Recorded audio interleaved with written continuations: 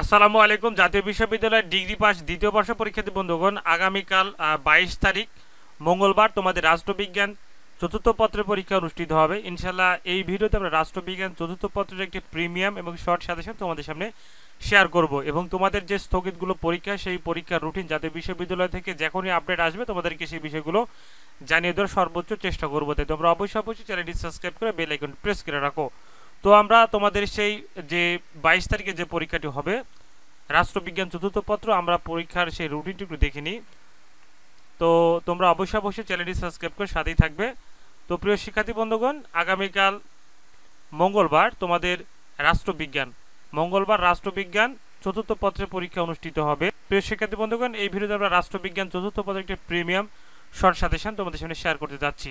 তো তোমাদের যে পরীক্ষাগুলো স্থগিত হয়েছে সেই পরীক্ষাগুলোর রুটিন জাতীয় বিশ্ববিদ্যালয় থেকে যখনই প্রকাশ করা হয় না কেন, ইনশাআল্লাহ আমি সেগুলো আপডেট দেওয়ার সর্বোচ্চ চেষ্টা করব। অবশ্যই চ্যানেলটি সাবস্ক্রাইব করে সাথে থাকবে। আমরা তোমাদের জন্য প্রিমিয়াম যে সাজেশনটি নিয়ে এসেছি এটি হচ্ছে রাষ্ট্রবিজ্ঞান চতুর্থ পত্র। বিষয়টির বিষয় কোড হচ্ছে 12-19-03, রাষ্ট্রবিজ্ঞান চতুর্থ পত্র, বাংলাদেশের রাজনৈতিক অর্থনীতি।